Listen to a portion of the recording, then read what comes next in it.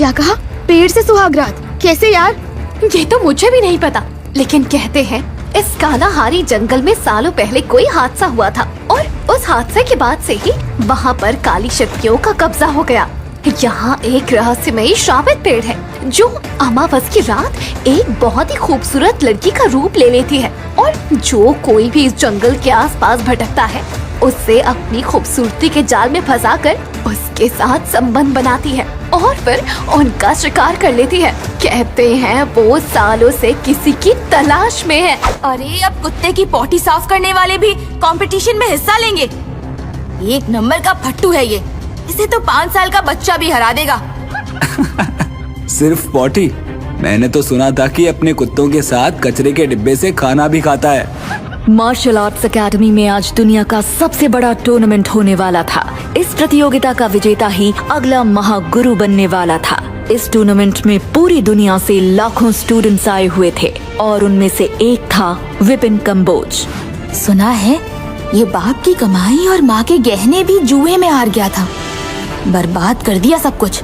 अरे इसकी माँ तो बचपन में ही इसे छोड़कर अपने आशिक के साथ भाग गई। एक भगौड़ी माँ की नाजायज औलाद। मेरी माँ के बारे में कुछ मत कहना सोनम, नहीं तो अच्छा नहीं होगा। मेरी गर्लफ्रेंड को धमकाने की कोशिश भी कैसे की तूने विपिन? इसकी सजा अब तुझे भुगतनी पड़ेगी।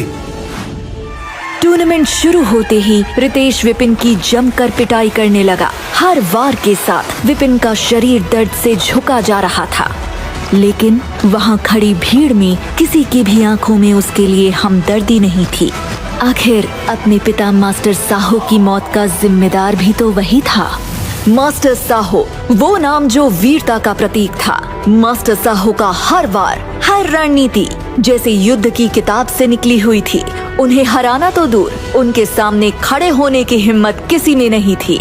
लेकिन फिर आई वो काली रात। मास्टर साहो की लाश उनके ही घर में मिली और उनके पास बैठा था उनका 5 साल का बेटा विपिन। विपिन के हाथों में था एक खंजर। वो विपिन, उसके हाथ में खंजर है। मास्टर साहो का खून उसी पर लगा है। क्या सच में उसने? गांव के लोग सन्न रह गए। विपिन के हाथ में खंजर देखकर लोगों ने उसे ही कातिल मान लिया। इस हादसे के बाद गायत्री, विपिन की माँ, अचानक गायब हो गई। एक माँ जो अपने यार के साथ भाग गई और एक बेटा जो पैदा होते ही हत्यारा हो गया। मुझे तो लगता है कि इसकी माँ ने ही बेटे से अपने पति का खून करवाया है। लेकिन क्या वाकई मास्टर साहो की मौत का जिम्मेदार विपिन था? इन सारे सवालों के बीच ये कहानी फिर उसी प्रतियोगिता मैदान पर लौट आती है जहाँ से शुरू हुई थी। बस करो रितेश, आज के लिए इतना बहुत है। बाकी का मजा कल दोबारा इस लातखोर को पीट कर ले लेंगे। अरे कोई अखाड़े से बाहर निकालो इसे और फेंका इसके घर पे।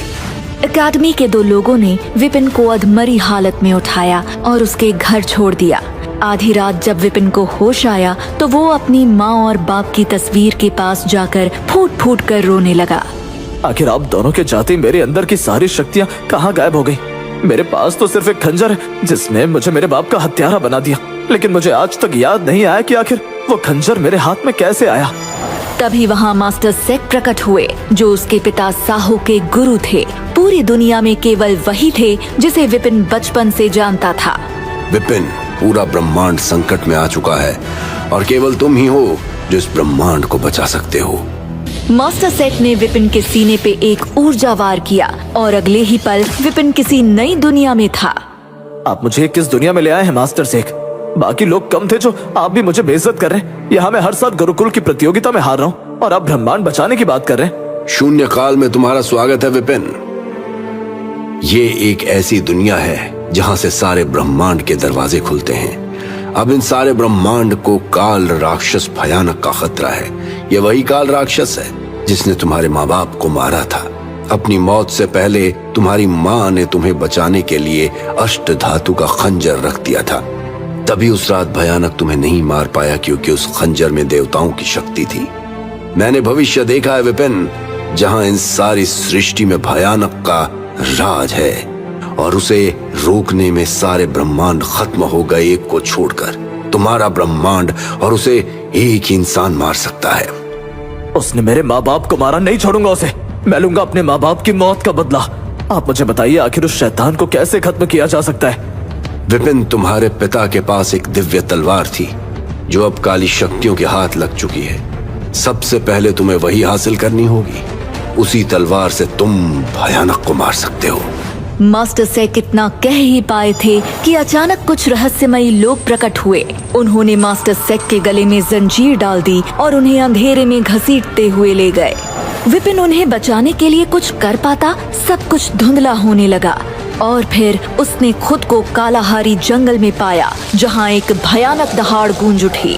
विपिन मुड़ता है और उसके सामने विशालकाय तेंदुआ खड़ा है। तेंदुआ एक लंबी छलांग लगाकर उसकी ओर झपटता है। डर के मारे विपिन पास के लाल पत्तों वाले सफेद पेड़ को कसकर पकड़ लेता है और अपनी आंखें बंद कर लेता है। विपिन को लगा कि अब उसकी मौत निश्चित है, लेकिन जब उसने अपनी आंखें खोली तो नजारा पूरी तरह बदल चुका था। पेड़ गायब हो चुका है। विपिन के हाथ अब किसी के पतली मखमली कमर को पकड़े हुए थे। सामने खड़ी है एक परम सुंदरी। तेंदुआ अब कुत्ते की तरह शांत खड़ा है, अपनी दुम हिला रहा है। तुम कौन हो? विपिन, मेरा नाम ययति है। मैं एक वन देवी हूँ। एक श्राप ने मुझे पेड़ बना दिया था। सिर्फ सच्चे प्रेम के स्पर्श से ही मैं उस श्राप से मुक्त हो सकती थी, और आज तुम्हारे प्रेम ने मुझे आजाद किया है। तुम मेरा नाम कैसे जानती हो? विपिन, जब मैं पेड़ थी तब भी मैं तुम्हारे साथ थी।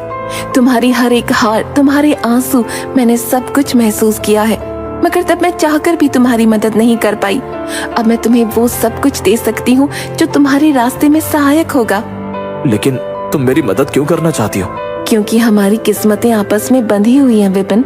एक पुरानी भविष्यवाणी कहती है कि तुम्हें अपनी शक्तियाँ तभी मिलेंगी जब हमारा मिलन होगा। ययति उसके माथे पर हल्का चुंबन देती है। जंगल के पास मौजूद एक तालाब में चली जाती है। विपिन की आंखें धीरे धीरे खुलती हैं। ययति झीनी सफेद पोशाक में तालाब में नहा रही है। हाथियों का झुंड अपनी सूंड से उस पर पानी बरसा रहे हैं। विपिन तालाब में ययति की ओर बढ़ने लगा। वो अपने दोनों हाथों को बढ़ाकर विपिन को गले से लगा लेती है।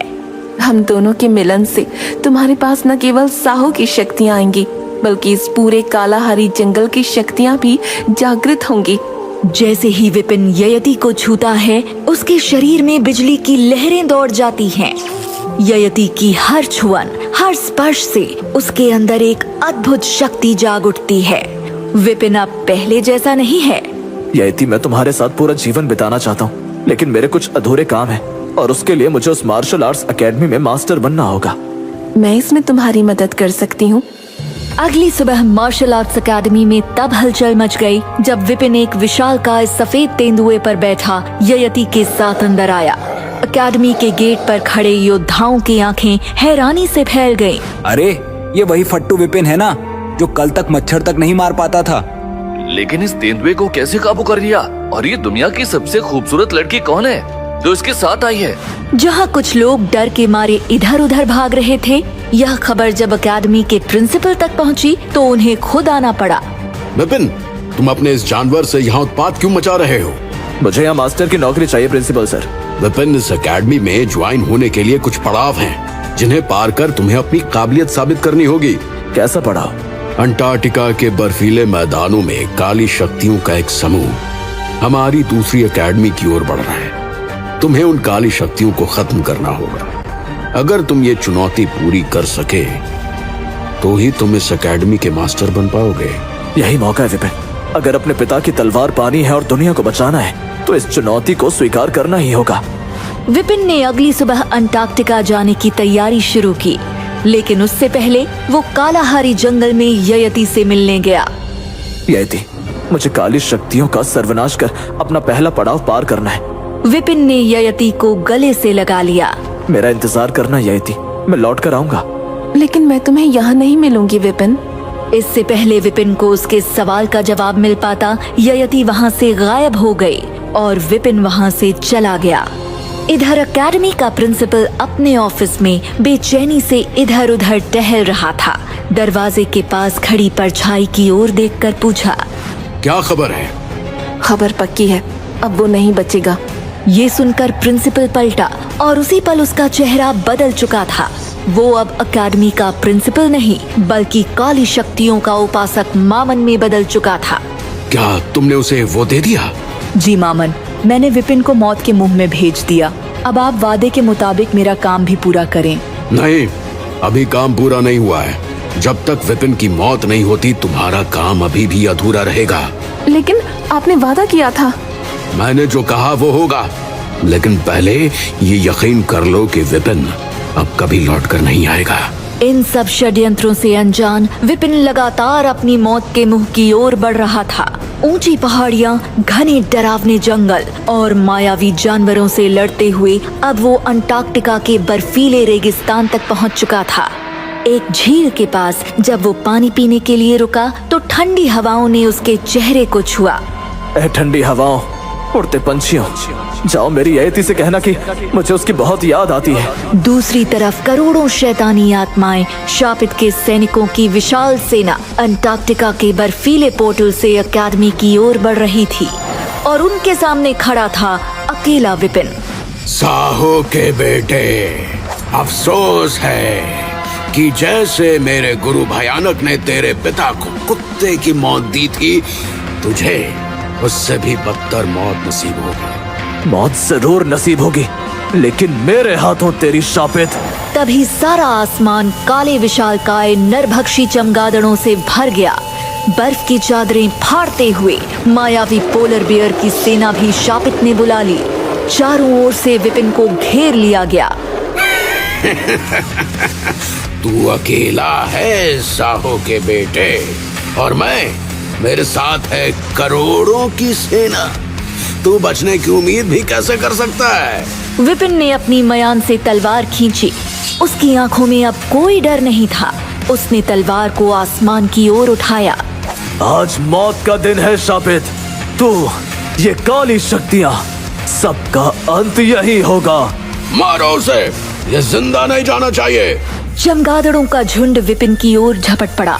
मायावी जानवर और शैतान गुर्राते हुए उस पर टूट पड़े, लेकिन आज विपिन के ऊपर खून सवार था। विपिन नर पिशाचों को काट काट कर करोड़ों की सेना को आधी कर चुका था। वो उन सभी नर पिशाचों के पहाड़ जैसे ढेर पर खड़ा हो गया, जिसे देखकर शापित और उसकी बची हुई सेना घबरा गई। उसने मन की तरंगों से ययति को आदेश दिया, ययति, यही समय है, अपना काम खत्म करो। इधर कालाहारी में ययति की आंखों से आंसू नहीं रुक रहे थे। उसे पता था आज विपिन की जिंदगी का आखिरी दिन था। उसके सामने एक अग्नि जल रही थी। मुझे माफ कर देना विपिन, लेकिन मैं मजबूर थी। जो ताबीज उसने विपिन को दिया था, वैसी ही एक ताबीज उसने जलते हुए हवन में समर्पित कर दिया और खुद भी उस अग्नि में कूद गई, मानो वो अग्नि उसे कहीं और ही ले जाने वाली थी। अचानक विपिन कमजोर पड़ गया। जो प्यार की निशानी जिसे वो अपनी ताकत मान बैठा था, वही ताबीज उसकी कमजोरी का कारण बन गया और एक काला तीर आया और विपिन के शरीर के आर पार हो गया। मौत सामने थी, लेकिन विपिन ने हार नहीं मानी। अधमरा होकर भी वो अपने दुश्मनों को काटता रहा। शापित ने विपिन को ललकारते हुए कहा, विपिन, अपने हथियार फेंक दो, वरना। तभी विपिन ने कुछ ऐसा देखा जिसे देखने के बाद उसकी आंखें फटी की फटी रह गईं। यति, तुम यहाँ कैसे? शापित की तलवार ययति की गर्दन पर थी। ये वही दिव्य तलवार थी जिसके बारे में मास्टर सेक ने बताया था, जिसे विपिन को हासिल करना था। विपिन शापित के सामने घुटने पर बैठ गया। उसके हाथ से तलवार छूट गई।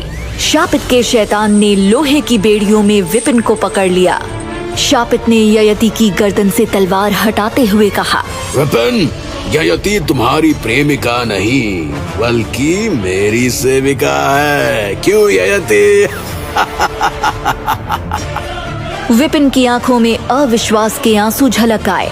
उसने कपकपी होठों से कहा, यति, क्या ये सच है? ययति की नजरें झुकी हुई थीं और लगातार उनमें से आंसू निकल रहे थे। विपिन, तुम्हें क्या लगा?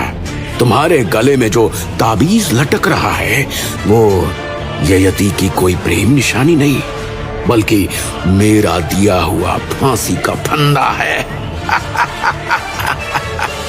तभी वहाँ वो हुआ जिसकी उम्मीद शापित ने नहीं की थी। कालाहारी के जंगल के सभी जानवर, शेर, चीता, भालू, अजगर, हाथी, गैंडे सभी भागते हुए विपिन का साथ देने आ रहे थे। शापित ने ययति से कहा, ययति, तुमने अपना काम बखूबी किया है, लेकिन मुझे अब तुम्हारी कोई जरूरत नहीं। इतना कहते ही शापित ने ययति को अंटार्कटिका की गहरी खाई में धकेल दिया और खुद एक पोर्टल खोला और वहां से भागने लगा। अब क्या करेगा विपिन? क्या वो ययति के धोखा देने के बाद भी उसे बचाने जाएगा, या वो अपने प्यारी ययति को वहीं मरता छोड़ वो तलवार हासिल करने शापित के पीछे जाएगा? कालाहारी जंगल के सभी जानवर विपिन का साथ देने क्यों आ रहे थे? आखिर क्या मजबूरी थी ययति की जिसके कारण उसे अपने प्यार विपिन को धोखा देना पड़ा? क्या मोड़ लेगी विपिन के जिंदगी की कहानी? जानिए प्रेम, धोखा, अलौकिक शक्तियाँ, भयानक विलन से सामना और जादुई दुनिया का सफरनामा से जुड़े इन सारे सवालों के जवाब, सब कुछ एक ही शो में।